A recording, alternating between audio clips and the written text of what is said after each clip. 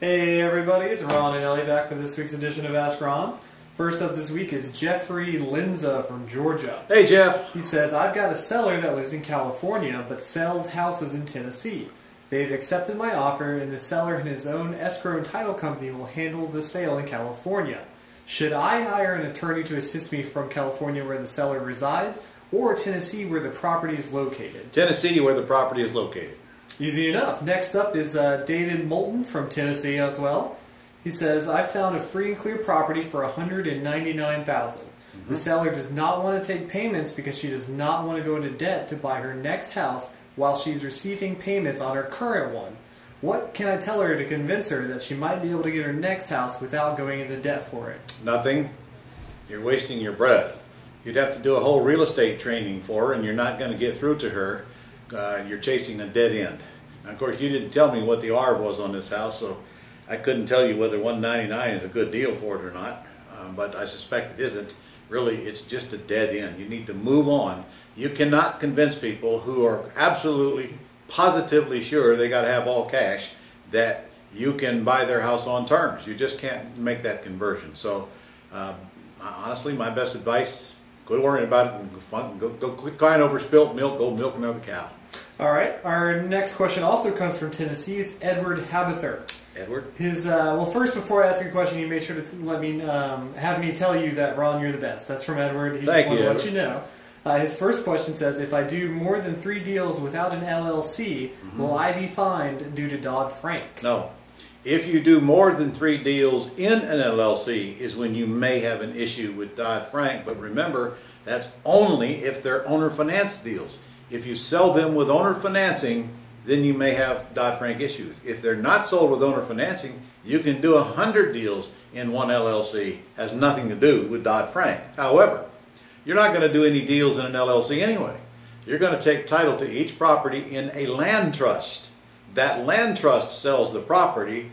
That entity is dead when that property is sold. Therefore, you can only do 1 deal per entity, period, if you do it the way I suggest. If you don't, and you take title in the LLC, and you sell them with owner financing, just make sure you don't do more than 3 in 1 year. That's it. Okay, his next question says, what is the non-refundable option deposit for, and why would someone put $10,000 or more for an option deposit if it is non-refundable? Because it applies toward their down payment when they purchase.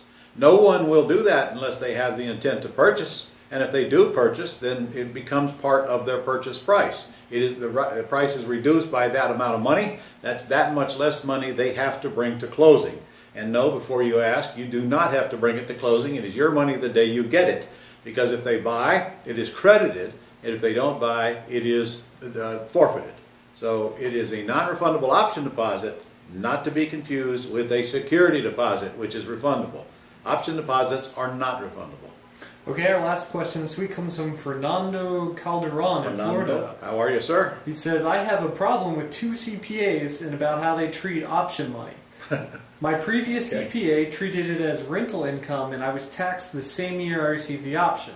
My current CPA says option money is ordinary income and I'm subject to self-employment tax. So this question, he says, Ron, I know you're not a CPA or tax advisor, but what's your opinion on this situation? Well, my opinion is the actual law. And actually, both of your CPAs are kind of right and kind of wrong. The truth is, you're going to have to pay taxes on the money. The only question is, when do you want to report it? Because here's what the rules are. If it's an option deposit, you do not have to report it as income until that option has been exercised or defaulted, period. That's the rule. However, the truth is you're going to have to pay taxes on it sooner or later. So regardless of what either CPA says, if they tax you on it the year you received it, that's probably the smartest thing to do anyway, because I don't think taxes are going to go down in the future. And the more money you make, the higher tax bracket you're in, so you're better off paying the taxes in the year you received the money, in my opinion. But you don't have to. You can defer that tax liability until later when the option, or when the option is defaulted or redeemed. Them's the rules. And I'm surprised that your CPAs do not know that, which means they probably need to do a little bit more homework. And you're right, I'm not a CPA, so you can't believe anything I tell you. All right, Ron, that's all the questions we have this week. All right, guys, get out there and go to work. I want to see some testimonial letters coming in here. And make sure you are up to date on the Soaring Eagle Club now. That's our new SEC we formed around here, and you should please pick up your newsletter, open it up, and you'll see the facts about the Soaring Eagle Club. It's our new elite group that we're forming.